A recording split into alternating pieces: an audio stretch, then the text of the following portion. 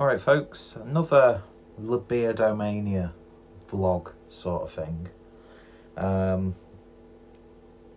Yeah, I've not actually done a Labierdomania live stream for a long time. I need to rectify that because, as I said, it's going to be my top 10 top 2, 10 of my favourite films that I own. I've got the list there and I'm sticking to it. I'm just trying to get like trailers or clips that I can put in the stream without obviously completely destroying the stream with copyright strikes and stuff like that. But I think you can get away with like 30 seconds of something. I don't know. I can get it sorted.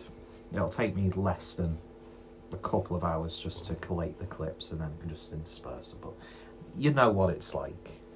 If you've been a long time subscriber, you know that I have projects and then they just fizzle out. I mean, look at the Saturday Night Slice, the Chris Butty stuff, beer reviews as well.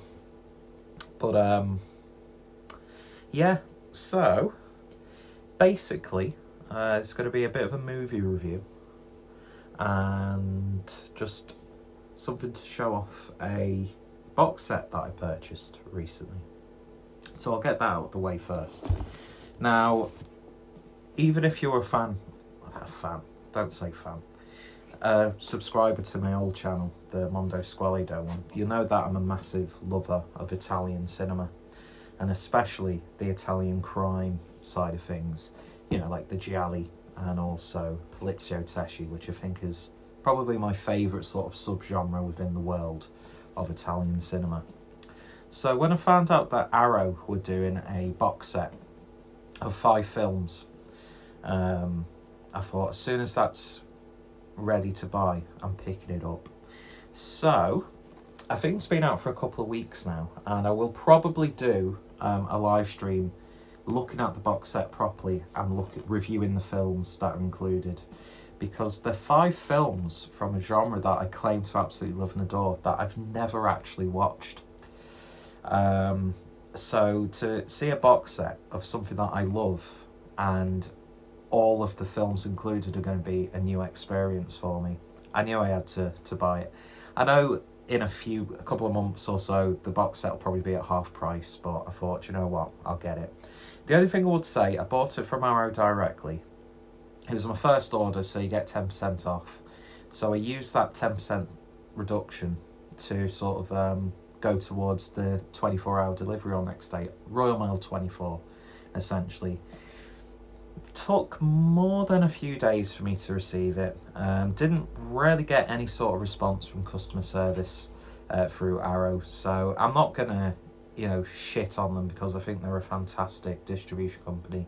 And when I was doing the film reviews, they were one of the few companies that would actually send me stuff to review. And I'm not gonna, I want my money back and stuff like that, because I work in customer service. So I know what it's like when people just kick off for no reason. So I'm not going to be that sort of person. I might see if they can, give me the delivery back or something like that. I don't know. We'll see. But anyway, so this is, and because I'm obviously shooting it this way, you're not going to get the full glory of the box set, because it's a gorgeous, gorgeous box set. So this is the Years of Lead, which is 5 classic Italian crime thrillers, 1973 to 1977. Beautiful, sturdy box set. When I first got it, I was like, why are there only 3 Blu-rays?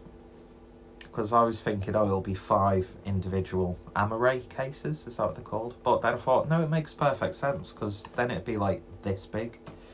And it fits in really nicely with like my Female Prisoner Scorpion box set and my Sartana box set as well.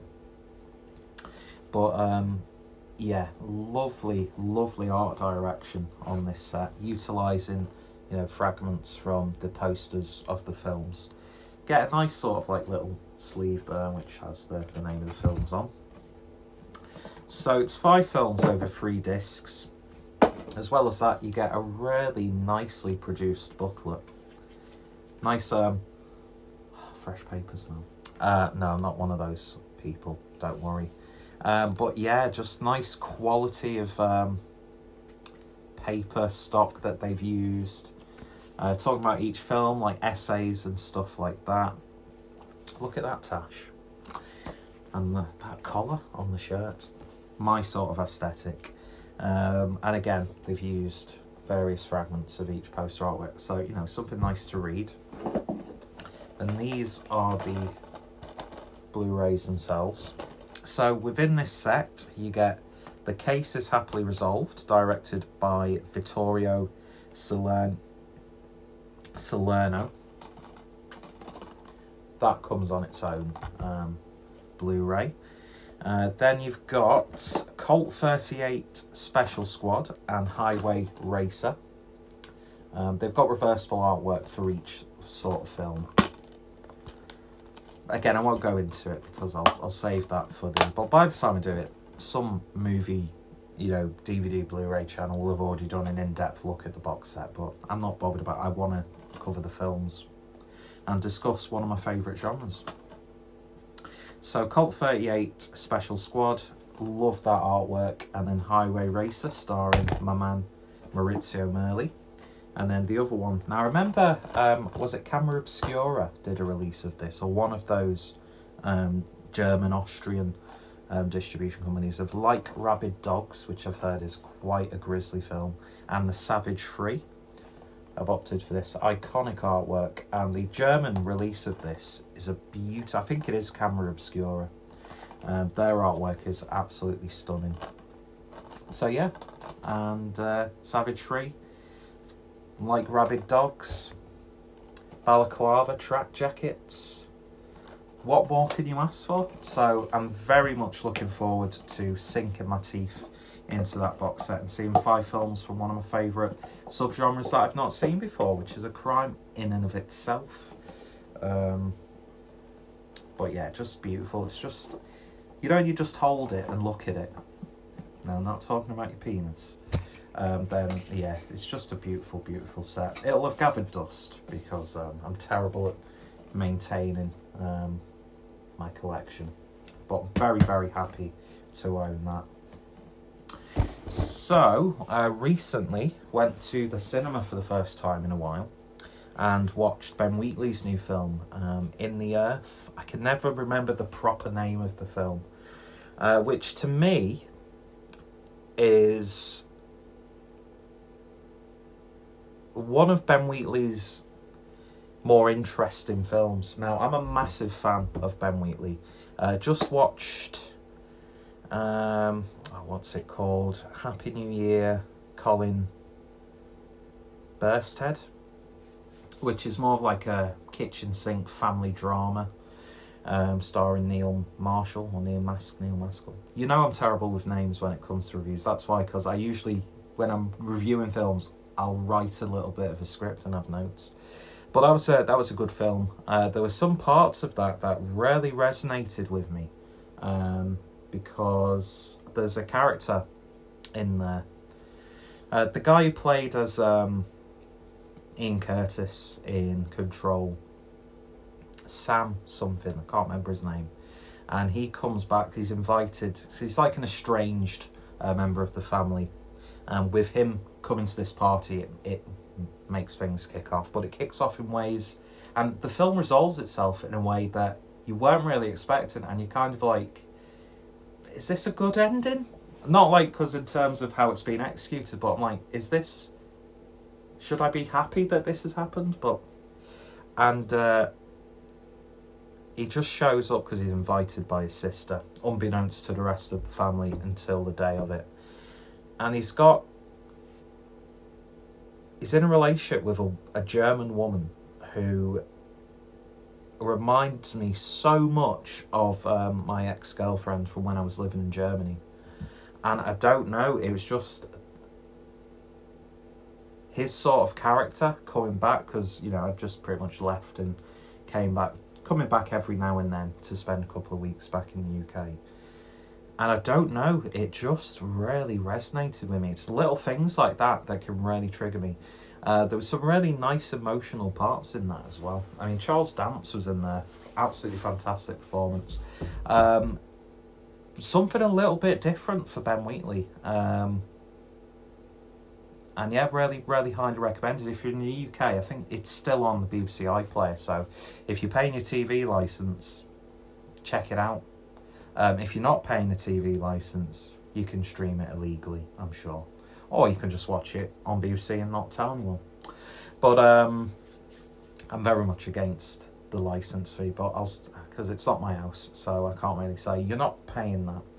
But anyway, I digress. And yeah, one thing I love about Ben Wheatley is his opening title screens and his closing titles. And yeah, it's really, really good film. Highly recommended. Sort of reminded me almost of one of those sort of like TV plays from the 1970s and 80s. You know, sort of like Ken Loach sort of stuff. It just had that sort of feel to it. Very relatable as well. But yesterday went to Fact in Liverpool with my good mate Chris, who's sort of played a big part in reigniting my sort of re-interest and passion for film. And we've been to watch some really interesting stuff. We watched Len on its recent sort of re-release and restoration, which was, to see that film on the big screen was off the bucket list. And the guy did Parasite, one of his earlier films, like a police procedural film, which was really, really good as well. There's something about the way Korean films are shot and the colour palettes that just really appealed to me. So we went to Fact, which is an absolutely awesome venue. Quite similar to Home in Manchester. Those are two of my favourite places, sort of, I'd say, to go watch films. Especially films that you're not really expecting to see. And what I'll say first and foremost is In the Earth is an absolute must to see in the cinema.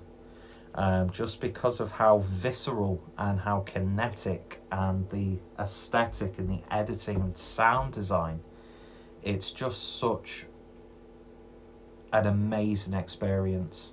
And without going too much into the story, it was pretty much conceived and shot during the main pandemic, and that sort of plays a part in the film, although it's not specifically C-word related sort of theme in the film itself. It just plays a part in that backdrop, so it feels very relevant. And it's basically this.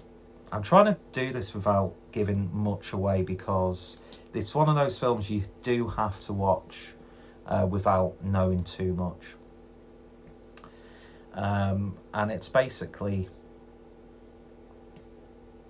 a park ranger and a sort of researcher. Can't remember the actor or actress's name. Terrible, I know. The only actor whose name I remember is Reece Shearsmith, who is pretty much Reece Shearsmith, but in the best possible way. I was talking about this with my friend Chris. When you see Reece Shearsmith, even though he's playing different characters and they're unique, the sort of mannerisms that Reece Shearsmith has, you can't really describe. And it's just sort of like the way does that. Do you know what I mean? I just love Reece Shearsmith. No matter what he's in, no matter if I don't like the programme or film, no matter how big or small his part is, he just brings an absolute smile to my face. And his character's quite sinister in this. But basically, they have to sort of... I think they're transporting medical research, like technology. You wouldn't think I'd only watched this yesterday. This is why I can't tell jokes or tell stories, because I'm shit at it. And I need and should have wrote notes for this. So basically, they're having to trek in this massive sort of wooded area to transport the medical equipment. But then they bump into Reece Shearsmith's character. Stuff happens, some very wincing moments. But again, because it's Reece Shearsmith and it's done in an intentional way, you do find yourself giggling a lot. And it's just because of him. I love him. I absolutely love him to death. And basically, if you've seen A Field in England, to me, this is sort of connected to A Field in England, even though they're set in completely different time periods. There's the sort of the similar editing skills. There's a lot of... If you're epileptic, I wouldn't recommend watching this film. Lots of strobes, flashing lights, hallucinogenic images, very psychedelic, but not in a calming way. It's actually like quite in your face. That combined with the sound design, which they actually, Ben Wheatley said they'd actually used plants, because plants give off waves. It's something that I'm definitely going to have to look into. It sort of deals with themes of like the occult, I suppose you'd say, and paganism. Very similar to even Kill List. So there's connections between Kill List, A Field in England, and In the Earth, even though all of them are three completely different films.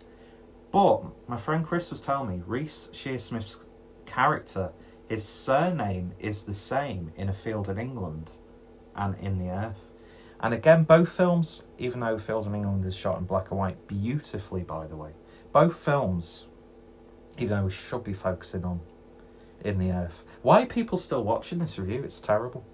How did I ever spend years with a moderately successful film review channel? I don't know.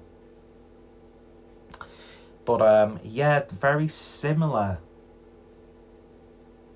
visual touches and flares and emphasis on sound design. Score is fantastic. Has like a bit of John Carpenter to it. Also sort of like like 70s like educational science, biology, chemistry videos, that sort of thing. But then again, there's, how would I best describe it? Like there's hums, there's pounding sounds, there's distortion, there's very synth heavy. I don't know, it's hard to put into words what an experience it is. But I'd say it's something akin to the same reaction I had to A Field in England and also Peter Strickland's Bavarian Sound Studio. So it sort of plays with your psyche. It deals very much with nature. Mushrooms play a big part in it as well. And it's sort of like the connection between us and the earth, and theories on how like the world is adapting to us and can actually connect with us on various levels. It's just a very, very immersive, mind-numbing, kinetic, visceral, cinematic experience. It's not for everyone. It's well acted. There's a good blend of horror, comedy, drama. There's some really nice slow scenes in there that don't really drag too much.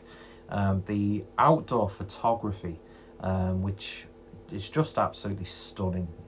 Just the fact that this film was shot so quickly and conceived so quickly, it works in the film's favour because it doesn't look like a cheap, rushed, low-budget film. It's just something, you have to watch it, essentially. You have to watch it. Performances are great.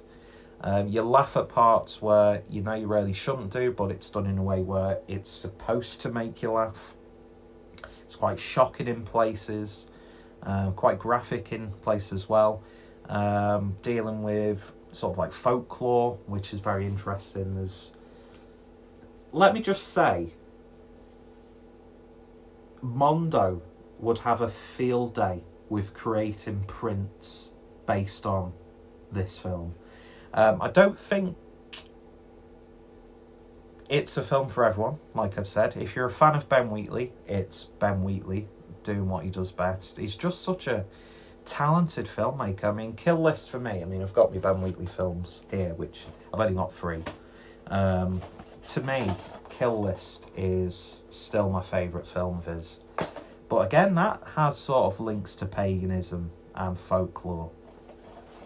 But it's sort of like, to me, A Field in England and In the Earth. It seems like they're part of a series. I don't know. There's got to be connections that are purposeful as opposed to just nods to this film.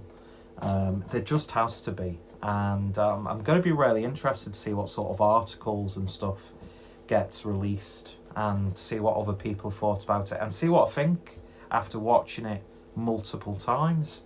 I think even if you were to watch it at home, you probably won't get the full effect in terms of the visual and sound design, but I still think it's going to be an effective film.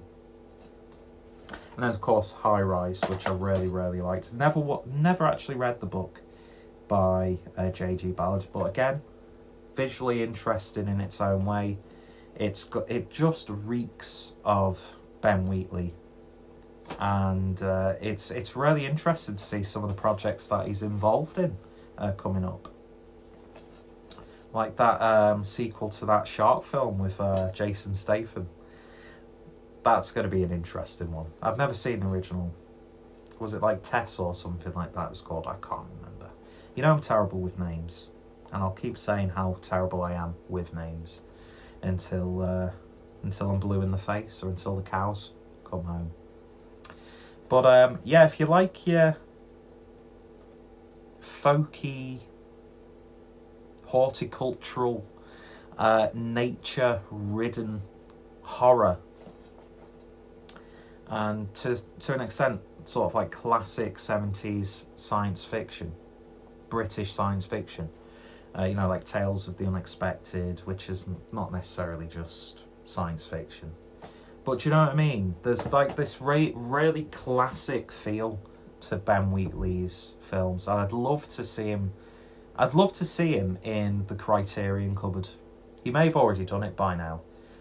But yeah, I've just got such a love for the work of Ben Wheatley. I mean, he's directed this, he's wrote it, he's edited it.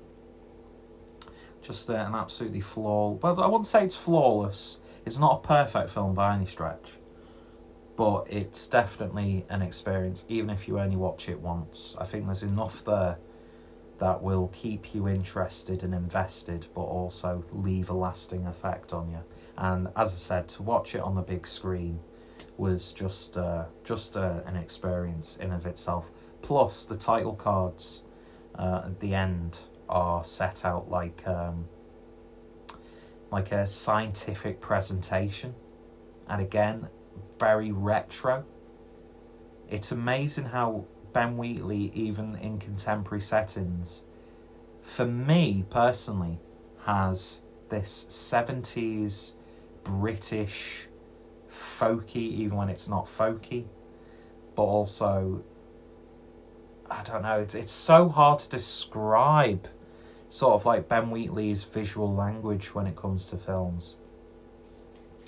And yeah, I can't believe I wasted your time by not even reviewing the film that I said I was going to review. But yeah, to me, it was probably one of the best cinema experiences I've had for a long time. And I'm very much looking forward to getting it on when it gets released on Blu-ray. I'm going to have to just pretty much buy all of Ben Wheatley's films on Blu-ray because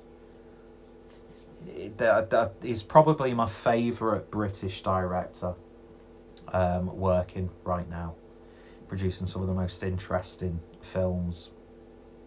And to think, one of his things that got him into the sort of psyche, I suppose you would say, would be Ideal with Johnny Vegas, which is a great series. You look back at it and you think, yeah, Ben Wheatley's involved in this. That's what I like about it. There are these sort of like signature Ben Wheatley moments without it going, oh yeah, it's just another Ben Wheatley film. Do you know what I mean? And Reece Shearsmith is See, his character in that even looks similar to his character in the field in England.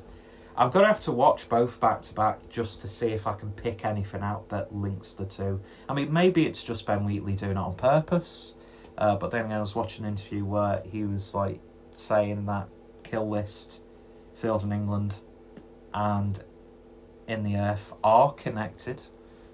He was saying, what was it? His adaptation of Rebecca is the same as that Shootout film, which I need to watch his adaptation of Rebecca, because I watched the original again with my friend Chris in this cool little independent cinema in Southport, and that was a really, really good film. I'm not the biggest fan of Hitchcock, but yeah, anyway. So yeah, that's it. Could have said this in much fewer words with a much less lengthy runtime, and I could have summed it up in one sentence. Go watch In the Earth by Ben Wheatley straight away in the cinema if you can. So yeah, I'll have to do a podcast episode on Ben Wheatley as well. See if I can get an interview with him. As if that's going to fucking happen. I am gutted though, because the week before he was actually at Fact doing a Q&A, but unfortunately had to isolate because I got pinged on the Track and Trace app because people aren't careful enough, so I had to miss out on that, which was really fucking annoying, because I'd love to meet Ben Wheatley. I'd love to talk to him about films, and he just seems like a really down-to-earth, funny, interesting guy. It sounds like I'm doing a fucking crush video on Ben Wheatley. You could have told me. Anyway, so yeah, next episode of the podcast, 10 of my favourite films, which this will be getting a mention. And look out for a future podcast on this box set, and of course the Polizio Tecci. And I do apologise for those who have started to really enjoy the film related content that I've just stopped. But hey ho, I'm human scum, but I'm salt of the earth. What the fuck does that mean? I don't know. Cheers for watching, you'll take care, stay safe, and I think I'm going to crack open a beer. See you guys later, my mouth's dry.